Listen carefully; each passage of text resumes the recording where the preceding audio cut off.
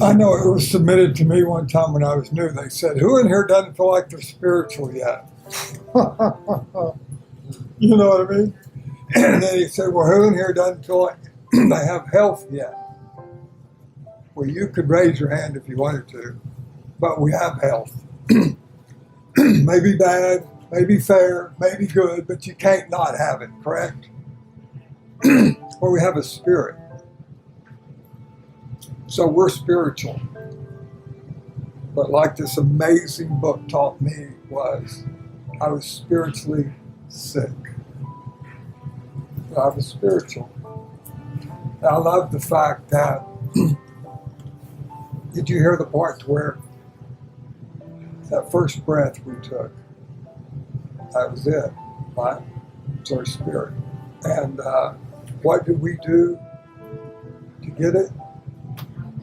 What did we do to earn it? Isn't that beautiful? So the process here, over and over again, through that book is subtraction. We already have it. They're saying it got covered up. I always talk about a child being magnetic. Some of y'all have had children, that would be my guess. And when you had it, did you notice the draw towards it? When it came out, isn't that true? Can I, right? Did you love it? Or did you have to go, I'm gonna love it if it like gets a job and stuff later? There wasn't any of that, was there? No. It was pure attraction, love. Probably my guess is because we're able to see through the form at that time. See the Spirit, see God. And if you notice, it's kind of magnetic. You want to draw towards it, is that correct? But did you notice this? You love it just because. Not if it acts right, if it doesn't cry, if it doesn't, it is wow. Right? Did you notice that though when you turned to your 13-year-old, you went, you need to change. Get that one. You need to change. Okay, as if it's different, that they're not that anymore. How about ourselves? Do you know we are still that? It's not that we got to get that back. It's, I don't know about you, but I suspect I've drugged my magnet to the junkyard life. I thought I needed stuff. And I knew so much that nothing else worked, and then finally drugs, so we all know the story. By the time I got to you, I was this big ball of junk that I'd attached onto me. And here's the problem. I thought that's who I was when I got here. And you turned me on to a wonderful process of removal. Face and be rid of. Find the things that are blocking us. Asking God to remove. And it's all that little deal here. And somewhere in that process, all of a sudden this bright, beautiful light find a little crack to shoot through, you know? You'll see it in other people. You ever notice somebody that's in here and they come in and they're just gone? I mean, if you want to watch somebody get clean themselves, you only got to look at one thing, their eyes, okay? And when you get here and you're new, you can look in there, baby, and there ain't nobody home. Hello? Gone. But as we do this work, do you ever notice it? Do you see what happens to them? Sometimes even their whole face starts glowing, doesn't it? You need to know they didn't get anything. They just started removing what was blocking it. Selfishness, not sharing. Dishonesty. How you doing, Father? When I'm dying. We start getting honest, open, real, vulnerable. And then all of a sudden, baby, that starts falling away. And then that which we already are starts expressing itself in us. And that's why, even when I got to step 10, after all that work, here was the direction. Watch for the 4 things that block me: self-resistance, resentment, fear. When it crops up, do I ask God to help me deal with it, cope with it, learn how to live with it? Oh no. God remove that. Okay? So, I really loved that video.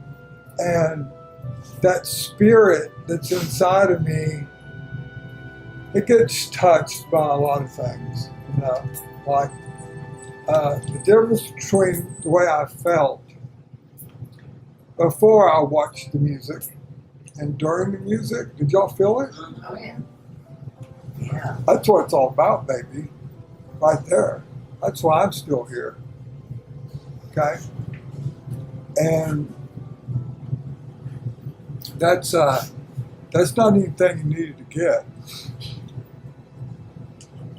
You came with that. You were born with that. I love what Chuck C says. What I've been looking for, I'm looking with. And this is a process of uncovering, discovering, and discarding the things that stand in the way of me, you, and God. There it is right there. Wow. Alfred Lord Tennyson, poet, right? God is nearer than breathing and closer than hands and feet. Oh, so, the realization dawns that the God I was seeking is not out there. The God I was seeking is within me. The realization that I guess for me the breakthrough was I had to go through this terribly dark place in the late 1990s and then come out the other end and go through some terrible suffering. But I'll say it this way, and I guess I say it for its shock value. I have no soul. I finally realized that. I have no soul. I am soul. It's not a possession. It's what I am. That's the realization of my true self. There is no selfhood apart from God. There is no Morgan self or Chuck self. There's only God self. There's only God appearing as you and you and you and you and everybody else on the planet. God appearing. The entire universe is spiritual. It doesn't come in pieces. There's not a material world here and some heaven someplace else in some other zip code or time zone. It's all right here, right now. The 5 senses are very limited. The spirit, I don't know how, there's so many different ways that it has come to me. We talk about a spiritual experience as if there's some other kind of experience. The spirit is the only thing that ever experiences anything. Now, my experience for many years of my life was full of fear and resentment and guilt and shame and all of the other nastiness. But that was the spirit in me lost in a delusion. And we talk about awakening from a dream. We talk about being driven by a self-delusion.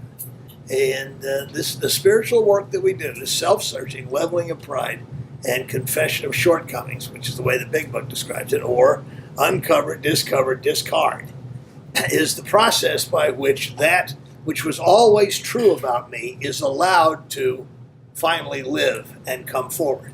It's not about finding God, it's about releasing God from the prison of my own ego, from my own delusions about myself, my sense of being less than, not good enough, and having to prove something, that somehow if God really knew me, he would kill me. This is what made 4 and 5 so difficult for me. I think for everybody, this self-searching is very difficult at first. Somehow my false self, the ego, does not wish to be examined. That's why it's so easy to take other people's inventory and so difficult to take my own, until I learned how to do it. And then I discovered the power of doing that. And I began to be able to stop taking anybody else's inventory. It doesn't matter. My opinions of you are unimportant. Your opinions of me are actually unimportant. What's important is that I know the truth about who I am, what I am. And once the disease of alcoholism has been recovered from, there's a realization that there's far more to me than just a hopeless tongue-chewing drunk who's trying not to drink one day at a time. A whole nother life emerges. A whole nother being emerges. And the nature of this being is love. Very simple. That's the missing component. And I was incapable of giving and receiving love when I was lost in my selfish, self-centered, angry, frightened, conflicted personality, ego, whatever you want to call it, this false self. And so the meditation techniques that come down to us from thousands of years ago, the Buddhists have one called Vipassana meditation. It's basically focus on your breathing. Just be aware of your breathing. Because I had to realize that I, of my own self, am not breathing. I'm being breathed. There's a power greater than myself that's breathing through this form. I can't beat the heart in this body. Can you beat your heart? Do you guys know how to do that? I don't know how to do that. I've had a gun barrel in my mouth and I tried to stop it from beating and I couldn't even seem to pull that off. So talk to me about powerless. Okay? I'm powerless. It's not my life. Hey, these are the dawning realizations. And as this became real for me, my problems all disappeared. They stopped being problems. Now, life is full of unresolved situations. Stuff is always happening. And I'm able to deal with them today without completely flying off the handle, going into a rage, breaking things, getting drunk, hitting people in the nose, any of that stuff, see? I'm able to deal with it because it's just a situation, because I know the truth. You will know the truth and the truth will set you free. A wise prophet once said that. It's interesting, though. He went on to say that before it does, it will disturb you greatly. Very frankly, the truth will piss you off once you finally confront it. Because in order to break through to this, I had to constantly acknowledge that I was the architect of my own misery. I was the cause of all of my own troubles. It was never them, it was always me. One of the best definitions I have for humility is, and you guys may not be ready for this yet, but it's the never-ending willingness to admit that once again I was wrong. I'm constantly wrong. I constantly underestimate God. I constantly underestimate the people around me. I constantly fall into the old trap of limiting people in my mind and then realizing that's silly. They're children of God. All of you are God's kids. You're infinite beings having a finite experience. And what you look like to the outside world is really not important once you know who you really are. As I come to know who I am, I can see it in other people. And this is why it's an awakening. It's like awakening from a bad dream. I spent 53 years in heaven dreaming I was in hell. And then I woke up 15 and a half years ago and realized it's impossible to be separate from God. It's only possible to fall into the delusion that I am separate from God. That's the insanity. Now, this is a tough delusion to get over because 95% of the people on the planet are trapped in the same delusion. I'm talking about good church-going folks who still think that somehow I've got to be meritorious enough to get a ticket into heaven and don't even realize they're already living there. There's no getting anywhere. There's only being here. This is the home of God, the address of God, here and now, right now, in this room. This realization has to be practiced because on all sides, the great deluded masses are trying to convince me that everything is terrible, it's getting worse, it's going to end badly, and probably soon. And that's all they want to talk about is how terrible everything is. Maybe, maybe not. You know. But what I've discovered is that I've discovered this inner place, this place of peace within myself, and I've found that I can dwell there and deal with my life as it turns up to meet me, because my life is really a tiny little thing. I call it life without a foreign policy. Okay? I had a job in Washington, D.C. I was in Houston, but I had to go to Washington, D.C. all the time and fight the regulators. This is back in the 1970s. So my alcoholism really took off. And I'm flying up to Washington about twice a month and fighting with these jerks. And I'm reading like 6 newspapers, and I got 2 televisions in my house so I can watch 2 news programs at the same time. And I am running the country in the 1970s. I didn't know if you knew that, but I was running America. Jimmy Carter was living in 1600 Pennsylvania Avenue, but I was running the country. And I knew exactly what was wrong with it. I knew what policy positions were incorrect and what they should do. I knew exactly what people they should put into the positions of power in the government so that my policies would be installed and everybody would be happy. This is called self-centeredness, by the way. I didn't cover that phrase until I got into Alcoholics Anonymous a number of years later. And I used to drink scotch in big, tall glasses like this. And my wife tells me that I have a vein right here. That one, I get really enraged. It's about as red as your shirt. And it comes out like this glowworm. And I'd be pounding on the table and screaming at the television set, running the country. I had very little effect on what happened in the country and the world. I'm pretty sure President Carter didn't have much effect either. Because you know something? He wasn't in charge either. There is one power. There is only one power. And that power is in charge. And in Alcoholics Anonymous, we're invited to learn how to live with that reality and stop trying to play God. See? Being right is a way to be angry all the time. And resentment is the number one offender. And I had towering resentments when I first got here. And the problem was I couldn't seem to unwind them because I was absolutely sure that I was right. I would sit in rooms with no doorknobs and argue with shrinks in psychiatric institutions about how right I was. You know, and they would ask me stupid questions like, would you rather be right or would you rather be happy? You ever heard that question? Anybody ever asked you that? Yeah. And I remember thinking, that's a stupid question. Those two don't go, and those aren't alternatives. That's like asking me, did you walk to work or bring your lunch? Do what? Happy or right? But goddamn it, I am right. Didn't you hear what I just said? You know? And then the shrink looks at me and he says, well, you're very well defended. And I thought that was a compliment. I really did. Damn right I am. Okay? And then he goes off, and mousy little guy in his little glasses, and he goes off and gets in his brand new Mercedes, and he drives home, and he leaves me in this room with no doorknobs. You know? Another injustice. I had a lot of trouble getting sober because I had this anger in me, and it took a long time for that to burn itself out. Big Book is absolutely right. We have to look at these resentments. We've got to find another way to look at these conflicts, or we are doomed. And even if you do stay dry, drug-free, you are guaranteed to be one miserable human being. There has to be a better way to be in the world than that. And we live in an angry culture. So it's sometimes we're talking about taking the road less traveled.